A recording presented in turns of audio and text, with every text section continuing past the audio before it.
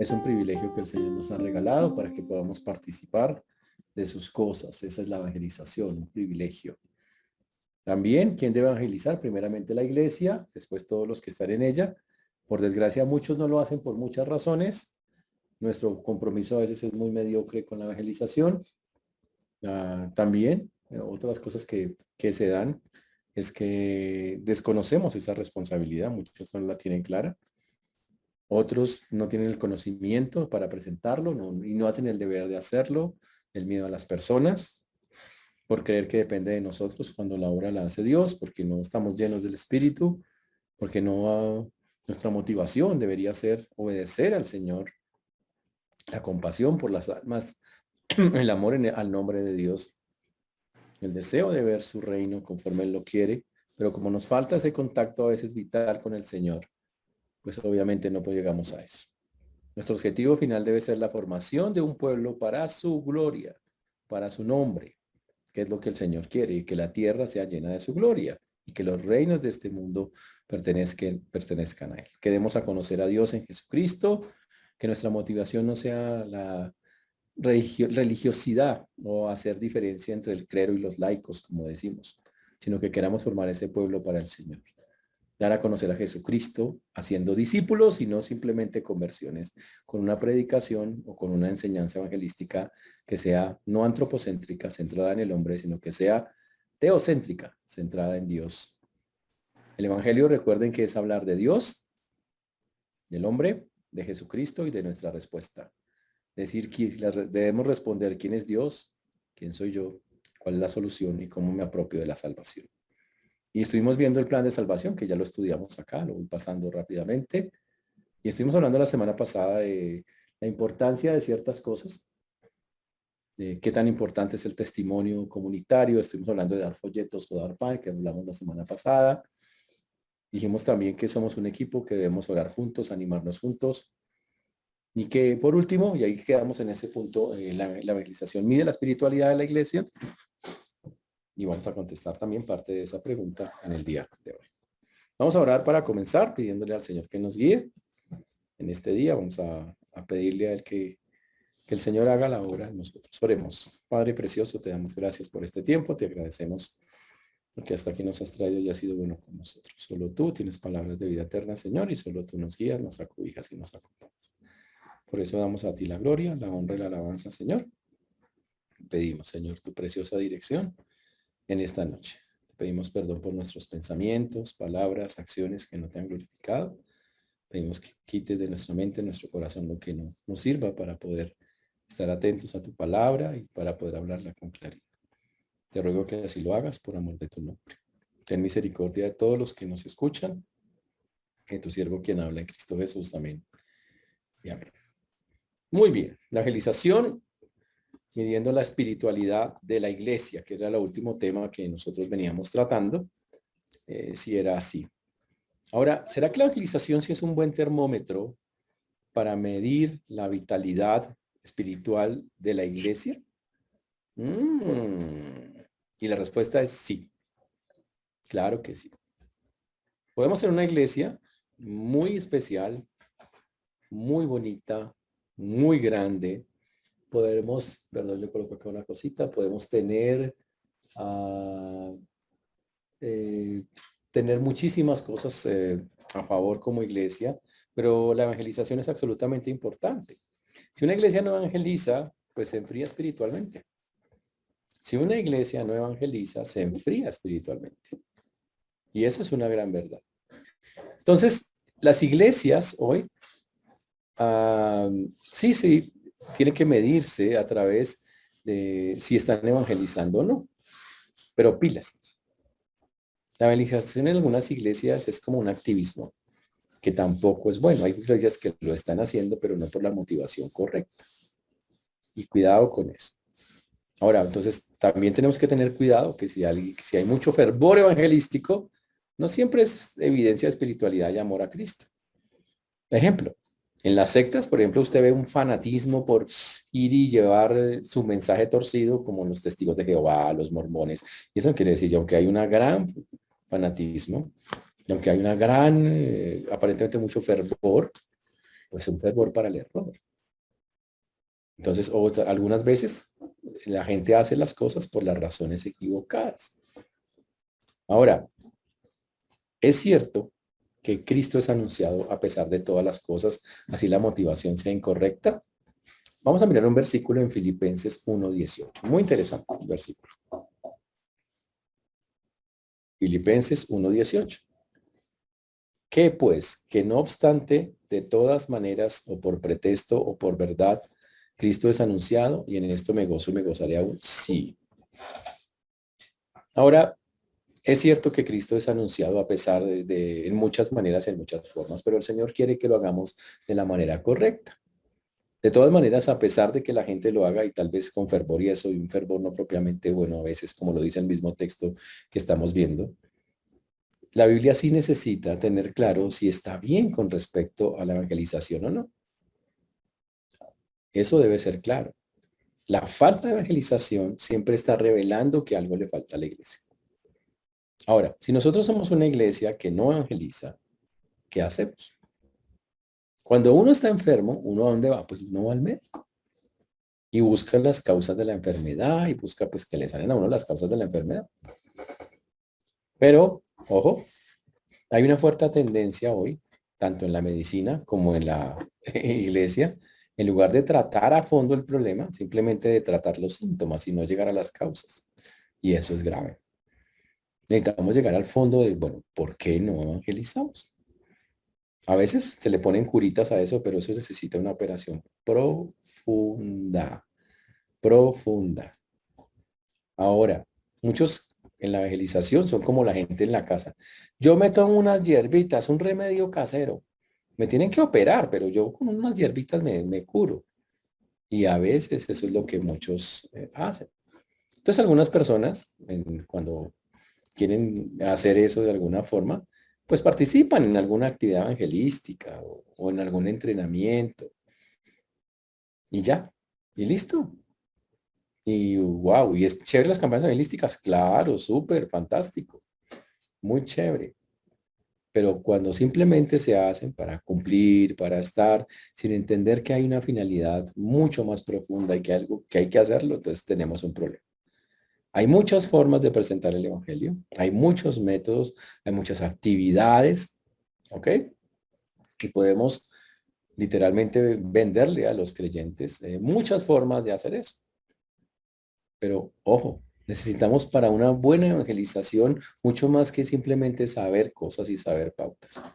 Necesitamos una transformación espiritual íntima, que es la base de la evangelización eficaz. Y eso es algo bien interesante. Ahora, ¿qué quiere decir eso? No sirven entonces los entrenamientos. Los entrenamientos son muy buenos. Esas cosas son muy chéveres de aprender. Pero necesitamos llegar a la base verdadera de la evangelización, que es una transformación espiritual íntima que va a coger a la persona y la va a impulsar de verdad con un corazón como el Señor quiere a buscar a la gente y a buscarla porque de verdad en eso hay un sentir en su corazón.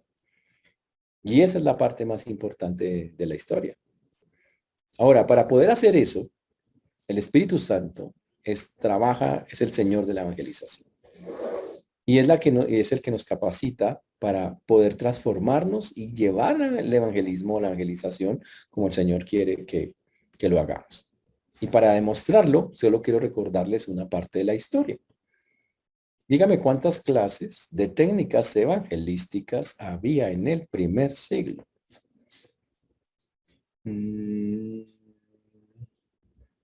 No había, ¿sí o no? No, no la había.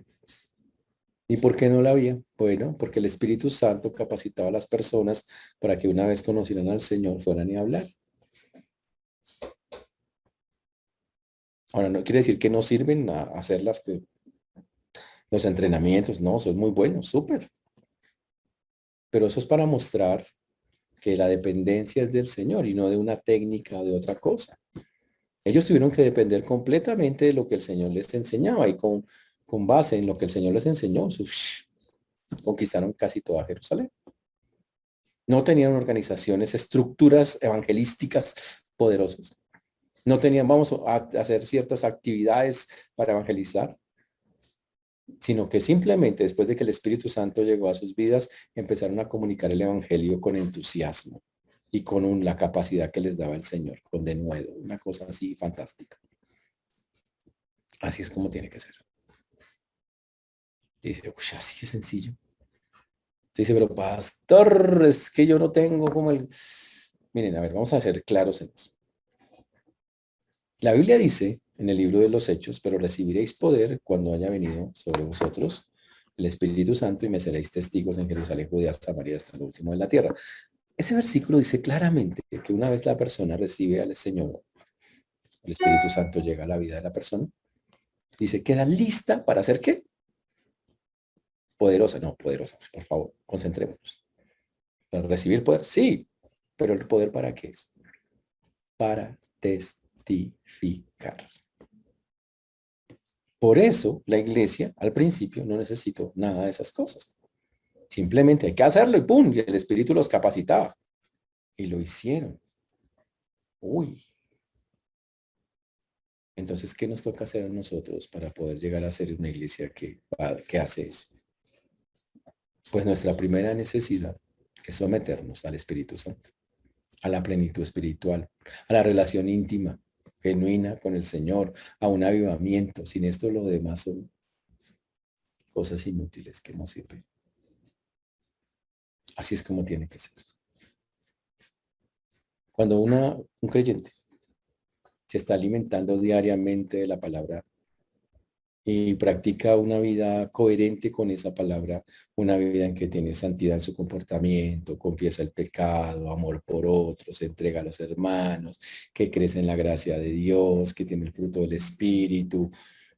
Uy, entonces en ese momento, ahí debería venir el adiestramiento, porque esto que acabo de decir, eso va por estar metido con el Espíritu Santo. Entonces, deberíamos buscar esa necesidad de sometimiento al Espíritu Santo para poder usar ese poder del Espíritu Santo para vivir una vida como la que el Señor dice y nos muestra que vivieron estos hombres. Y entonces, todos esos adiestramientos, todas esas actividades que honran al Señor van a ser bastante, pero bastante efectivas. Y eso es algo que debemos estar trabajando. Eso es algo que deberíamos estar trabajando.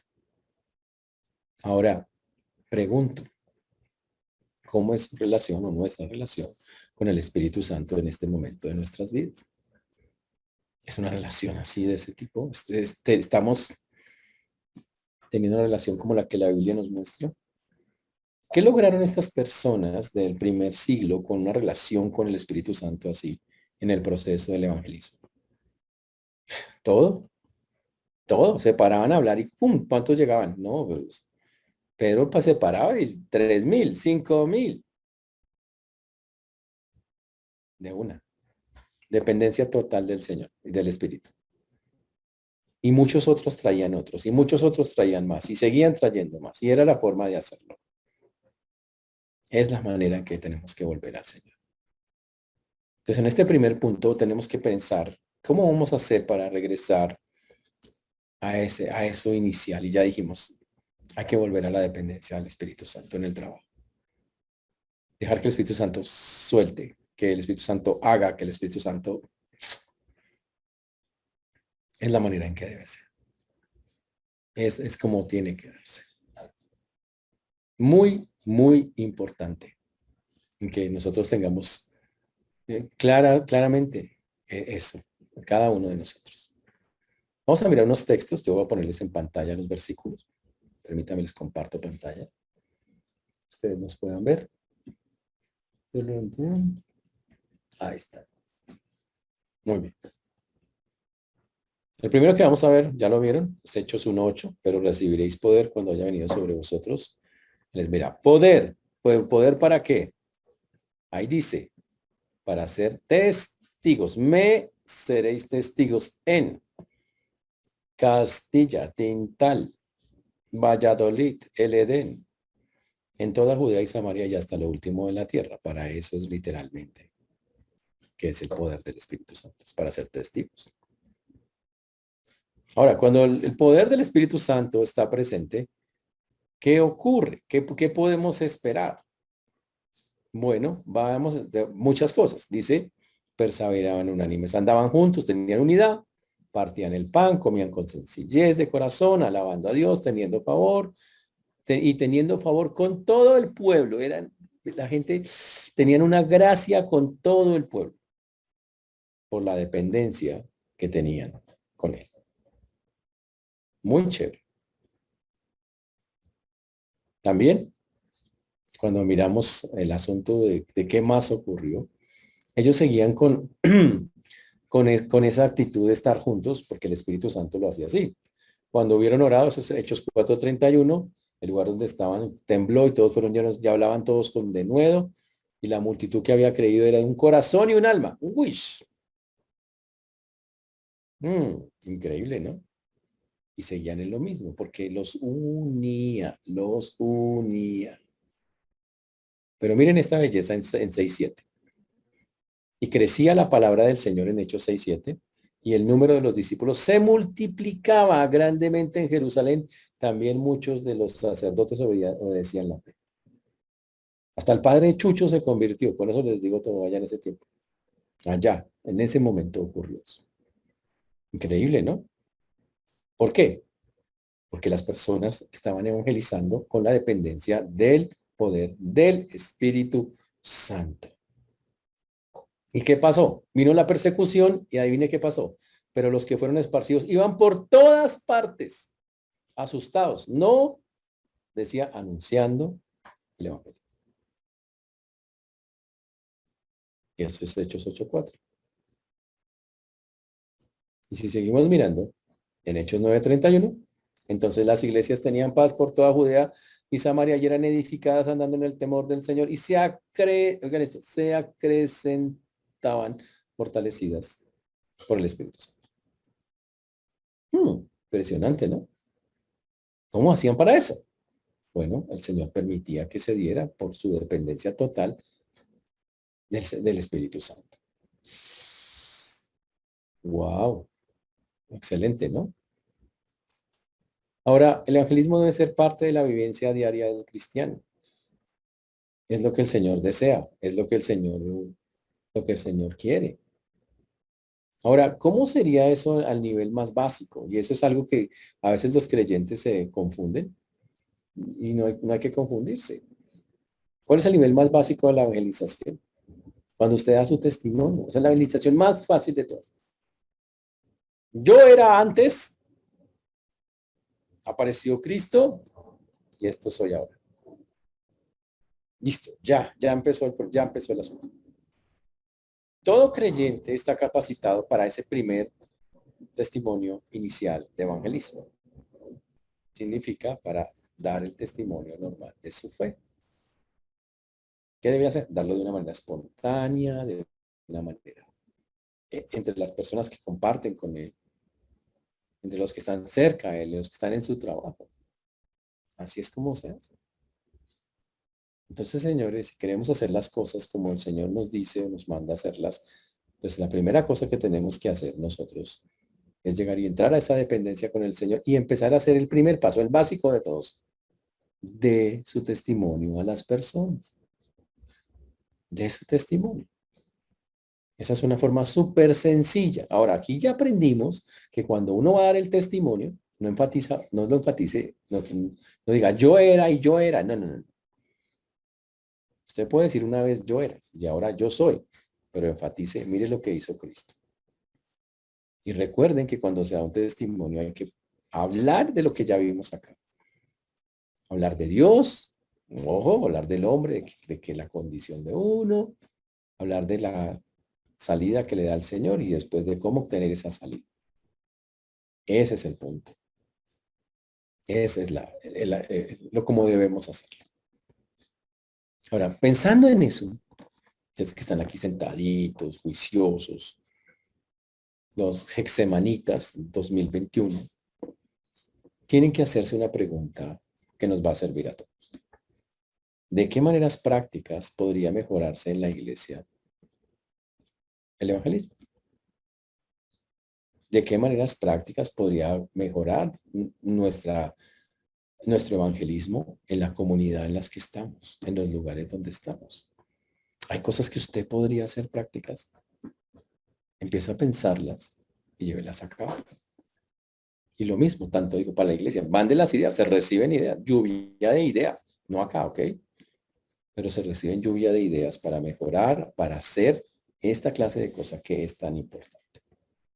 Pero también tiene que pensar, y en ese lugar donde vive, en ese barrio, ¿qué hay que hacer? ¿Qué hay que hacer? Entonces, como lo acabamos de ver, el lugar del Espíritu Santo en la evangelización es supremamente importante. Increíble, ¿no? Ahora, ¿por qué necesitamos tanto al Espíritu Santo? Porque el acto de evangelizar tiene una dependencia total en Dios. Nosotros como seres humanos somos seres humanos caídos, nos falta mucho y necesitamos una acción casi sobrenatural del Espíritu Santo. Y eso es lo que hace. No es el esfuerzo humano, es el esfuerzo de Dios. Dios es el que lo intenta, lo hace. Y por eso el Espíritu Santo, y por qué es tan importante, y quiero dejar hoy claro la importancia del Espíritu Santo en la evangelización. Y para nosotros y para la evangelización. Para eso quiero mostrarles unos versículos, permítame. Aquí están. El primero, Juan 15:26. Pero cuando venga el Consolador, a quien yo os enviaré, o sea, el Espíritu Santo, el Espíritu de verdad, que también se llama así, el cual procede del Padre. Mire lo que dice aquí. Él dará testimonio acerca de mí. ¿Sabe por qué necesitamos tanto al Espíritu Santo? Porque Él va a testificar de Cristo de frente. Entonces, tranquilo, usted ni siquiera tiene que matar. Él va a hacerlo. ¿Por qué? Porque es una de sus funciones. Así Él dijo que cuando viniera esto iba a ser. Entonces, si yo estoy dependiendo del Espíritu Santo, pues Él va a hablar y va a salir así. Fuera de eso, si ya sabemos que Él va a testificar, pero lo hace a través de nosotros, acuérdese de lo que acabamos de ver en Hechos 1:8. Me da el poder, la forma, la capacidad para hacerlo.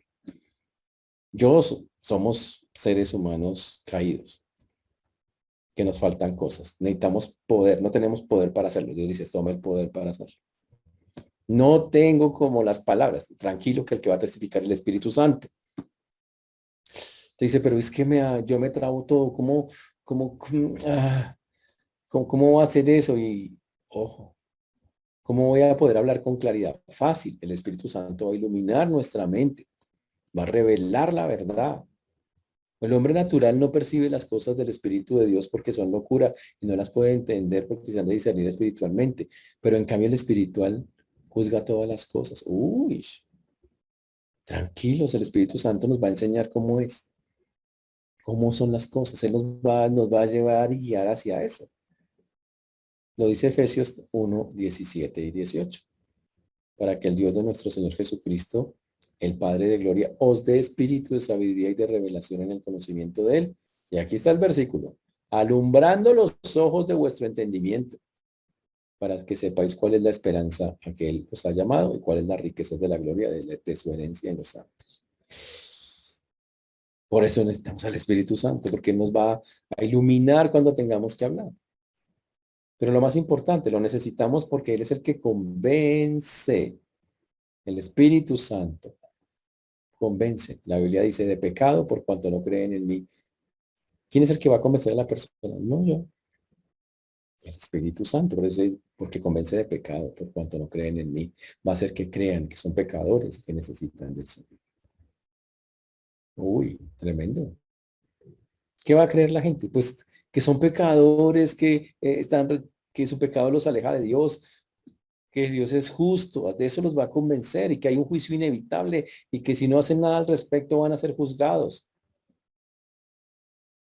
Porque el Señor dijo que cuando Él venga, convencerá al mundo de pecado, de justicia y de juicio. Juan 16:8. Él va a convencerlos. Y entonces, cuando ya eso ocurra, el Espíritu Santo seguirá el trabajo. Y esa es la parte increíble de la historia. Él va a seguir trabajando. Y es cuando el Espíritu Santo empieza a a decir, a llevarnos hacia el arrepentimiento, hacia la fe. Por eso dice en 2 Timoteo 2:25 que con mansedumbre corrija a los que se oponen, por si quizás Dios les conceda que se arrepientan para conocer la verdad. Eso se hace a través del Espíritu Santo. Es la manera de hacerlo. Y lo más increíble, Él termina la obra. Por eso les digo, cuando uno se evangeliza, nosotros no hacemos mayor cosa, todo lo hace el Espíritu. Que dice Juan 3:5. Es cierto, os digo que el que no naciere del agua y del Espíritu no puede entrar en el reino de Dios. Y Él nos ayuda en el nuevo nacimiento. Y después de que la persona nace, que como vimos toda la obra del evangelismo la hace Él, ¿qué hace? Mora con el creyente. El Espíritu de verdad mora en nosotros. Después, ¿qué hace el Espíritu Santo? Nos sella. Nos da las arras del Espíritu. Y después nos da la seguridad de la salvación.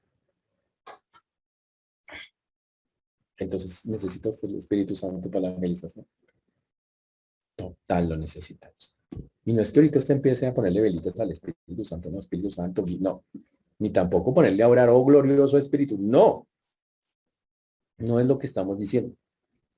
Estamos diciendo, Él trabaja de una manera tan importante. ¿Cómo hago para que el Espíritu actúe de toda esa manera? Sujetándome, metiéndome en una relación cercana con Dios que me va a dar una sujeción a Él. Me va a entregar una sujeción a Él.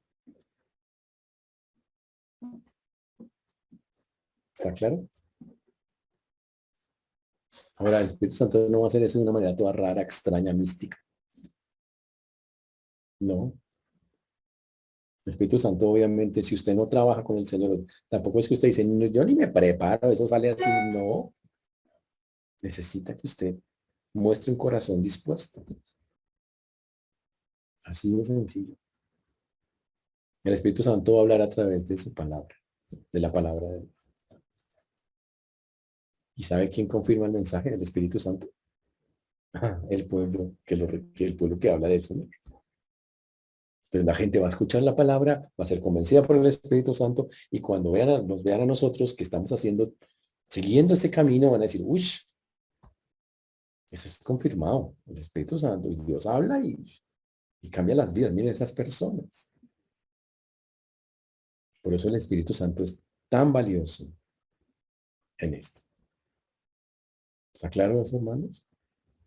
Ahora, tenemos que volver a la raíz. Una dependencia total del Espíritu Santo para la evangelización. Él quita los miedos, los sustos, para que usted hable, Él quita todo eso. Permite que usted lo pueda hacer como debe ser. Ese es el punto. Y por eso, que nosotros que somos conscientes de su presencia, wow, tenemos que dejar que Él obre, que Él ande, que Él haga como solo Él puede hacer. Entonces, la primera cosa, entonces, en ese proceso de evangelizar que estamos viendo, que es tan importante y tan valioso, es el Espíritu Santo. Para tener una iglesia que sea fuerte, poderosa, que sea de verdad una iglesia que evangelice realmente como debe ser, el Espíritu Santo juega un papel. Pero eso va en cada creyente. Cada uno de ustedes que somos parte de la iglesia, tenemos que llegar y tomar y decir, Espíritu.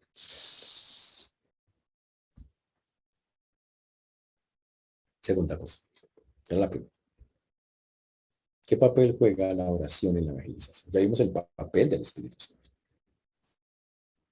Ahora vamos a ver cuál es el papel de la oración. ¿Será que es importante orar en la evangelización? Obviamente todos ustedes se van a decir, pues obvio, pastor, sí, ¿entienden? ¿Por qué? Porque tenemos que orar para evangelizar. Ahora quiero dejar claro, la evangelización no es algo natural, es algo sobrenatural. ¿Por qué? Porque está el Espíritu Santo, que es Dios mismo, la presencia de Dios, trabajando, haciendo. Ahora, la oración es absolutamente vital para ese trabajo con el Espíritu Santo. Van de la mano. ¿Por qué tenemos que orar? Porque estamos en una guerra espiritual. Por si usted no se ha dado cuenta, porque pues aunque andamos en la carne, no militamos según la carne, porque las armas de nuestra milicia no son carnales, sino poderosas en Dios para la destrucción de fortalezas, derribando argumentos y toda altivez que se levanta contra el conocimiento de Dios y llevando cautivo todo pensamiento a la obediencia a Cristo. Uy, ¿En qué consiste la guerra? En que las personas piensen diferente, dice, derribando argumentos y toda altivez. ¿Cómo lo va a hacer? No dice derribando personas que no quieran aceptar, no dice derribando los argumentos, derribando el orgullo, la altivez del hombre que se levanta contra ¿qué? Contra el conocimiento de Dios. Estamos en una guerra, pero ¿sabe qué? La guerra es por ganar la mente de las personas, o sea, el corazón de las personas. La guerra es por convencer al otro con argumentos. Satanás en eso es muy bueno. El tipo tiene un doctorado en esas vainas, el tipo está bravo con esa vaina. Y el creyente que tiene el poder del Espíritu Santo, ni siquiera medio se prepara un poquito para intentarlo. Y no entiende que está en guerra y que tiene que estar preparado. Que tenemos que estar preparados para presentar defensa ante todo aquel que nos demande la esperanza que tenemos. ¿No es así como dice la Biblia? Señores, no tenemos lucha contra carne y sangre. ¿Se acuerdan del versículo? La Biblia dice, fortaleceos en el Señor. Mire, y mire cómo comienza el versículo de la armadura de Dios.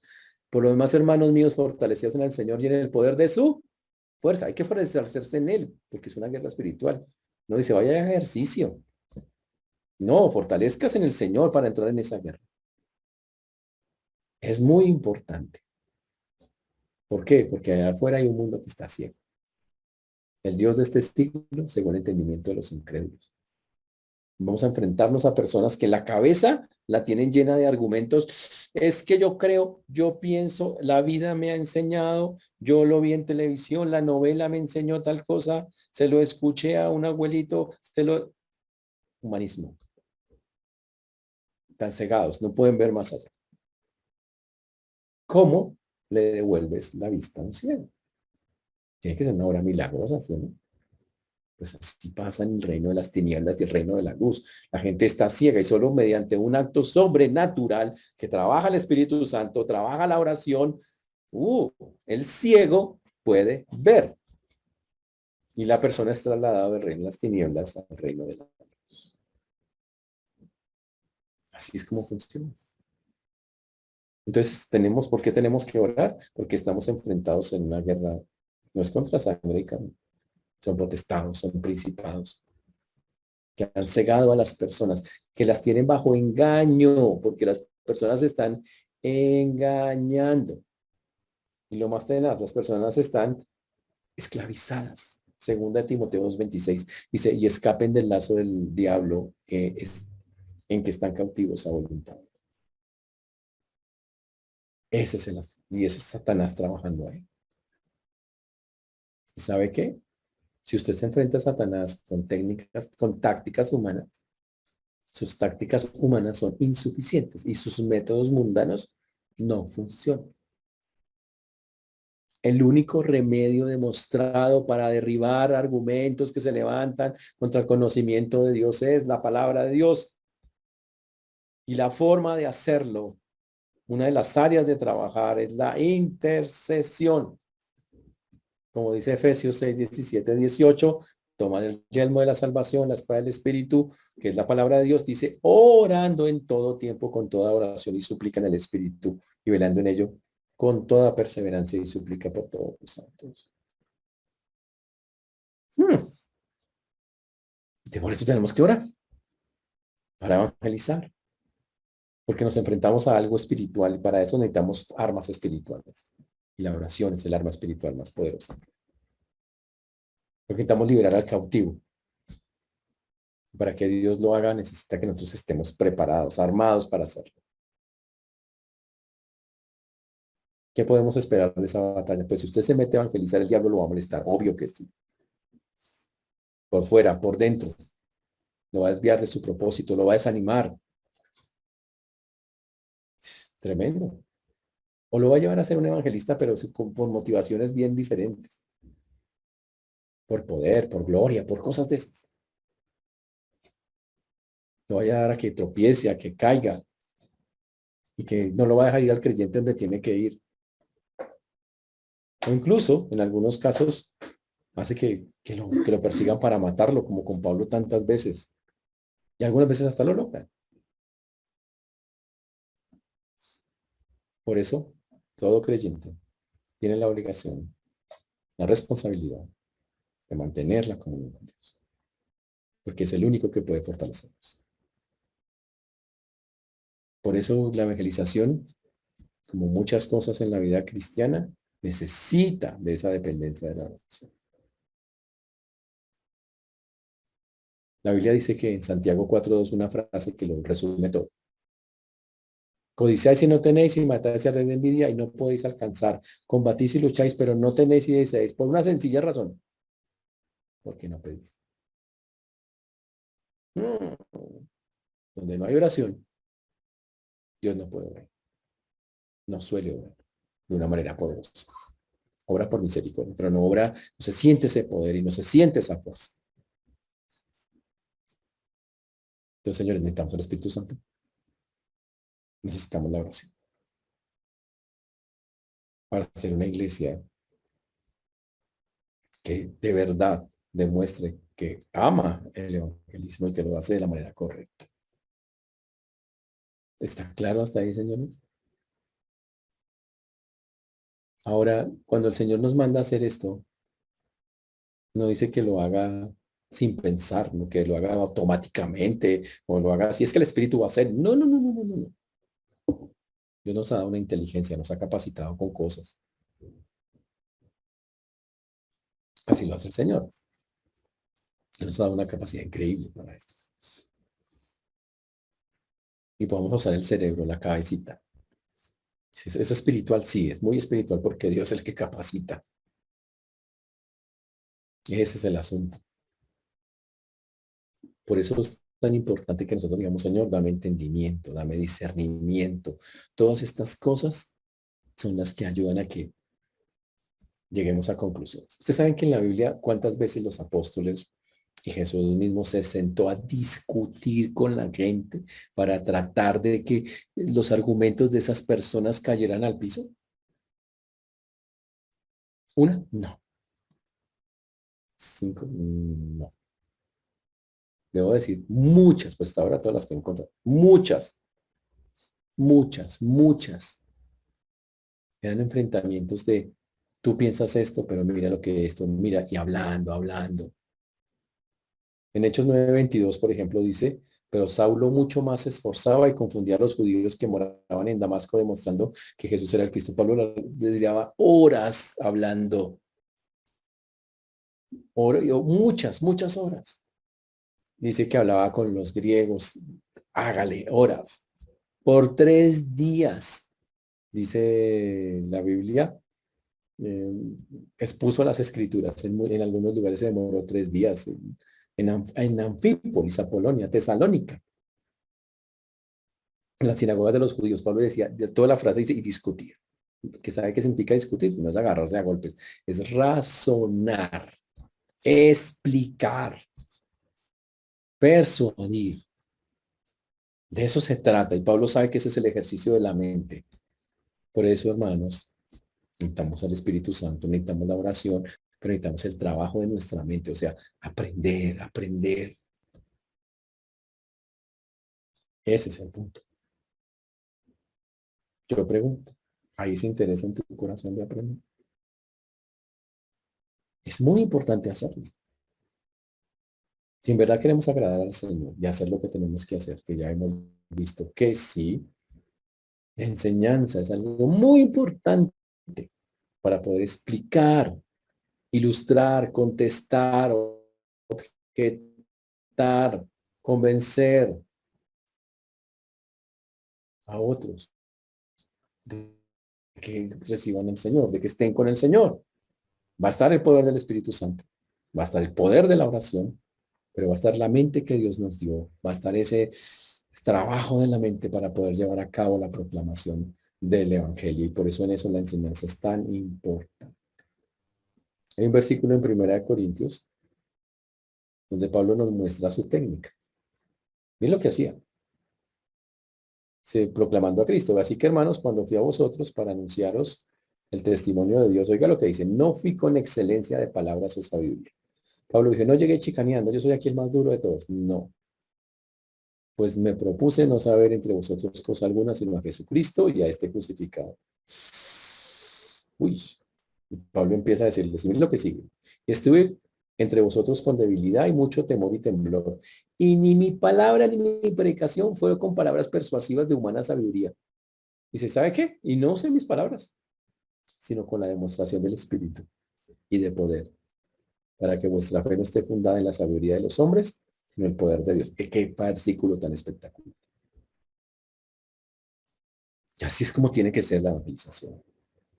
No es, no es decir, ¿qué palabra clave le digo para que caiga? No. Dice, no uso palabras persuasivas de humana sabiduría. No somos vendedores tratando de convencer a alguien que compre algo. No es eso. Es una persona que con el poder del Espíritu Santo, dependencia total de él, una persona que ora, que quiere glorificar a Dios, te deja dirigir y por aprender cada día más del Señor y mirar, entonces brota de su corazón de una manera natural la demostración del Espíritu y de su poder. La persona es persuadida por el poder de Dios. ¿Qué fue lo que nos ocurrió a nosotros? Piensen en su salvación. ¿Usted lo convenció a la persona? No. Usted en su mente, en su corazón hubo una pelea y en esa pelea, oiga, no, yo tengo que cambiar, yo tengo que, yo tengo y Bruno. Cambió. ¿Quién lo convenció? ¿Fue la persona? ¿Fueron las palabras persuasivas de la persona? No. Fue la palabra de Dios a través del Espíritu Santo que lo convenció de persona, de que tocaba hacer algo totalmente diferente. Ojo con eso. Ojo con eso. Y Dios nos dará la sabiduría de cómo debemos hablar. En la Biblia vemos todas las formas. Fuertes, suaves, tiernas, duras. Dios dará la forma en cada lugar, en cada momento. No podemos decir, esta única forma de convencer a la gente es tran. No. En la multiforme gracia de Dios, Dios nos dirá cómo es. Ojo con eso. Ahora, ¿puede una persona estar convencida de lo que dice el Evangelio y no estar dispuesta a entregarse a Cristo?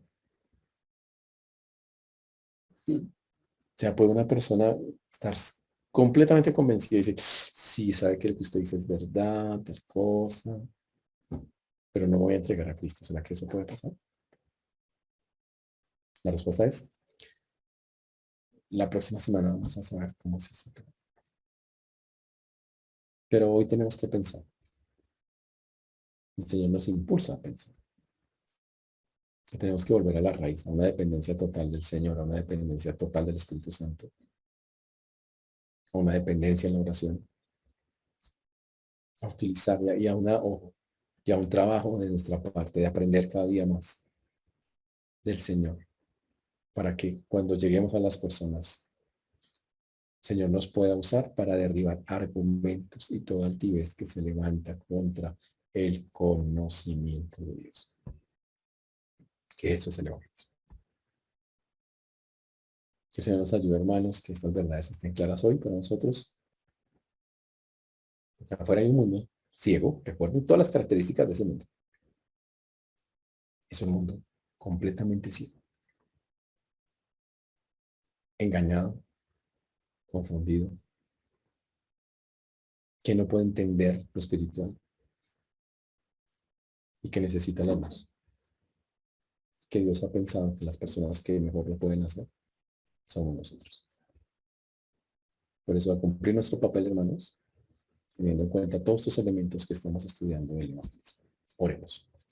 Señor Dios, te damos gracias porque tú eres bueno, Señor, y para siempre es tu misericordia. Te agradecemos porque hasta aquí nos has traído y has sido bueno con nosotros. Sé tú guiándonos, Señor, en todas las cosas que sean para tu gloria. Por eso hoy dejamos en tus manos una vez más nuestras vidas, pidiendo que tú nos ayudes a mejorar en estas áreas que no tenemos, Señor. Ayúdanos a tener una dependencia, Señor, como lo veíamos del Espíritu. Ayúdanos, Padre precioso, a tener una dependencia en la oración, a entender que debemos tener las motivaciones correctas para hacerlo. Porque afuera, Señor, estamos en una guerra en la que necesitamos prepararnos. para derribar argumentos y toda altivez que se levanta contra el conocimiento tuyo. Por eso hoy rogamos que nos ayudes. Cuesta mucho a veces, Padre, hacer estas cosas. Dejamos esta palabra en tus manos, Señor. Y pedimos nos ayudes a corregir lo que está mal. En el precioso nombre de Jesús. Amén.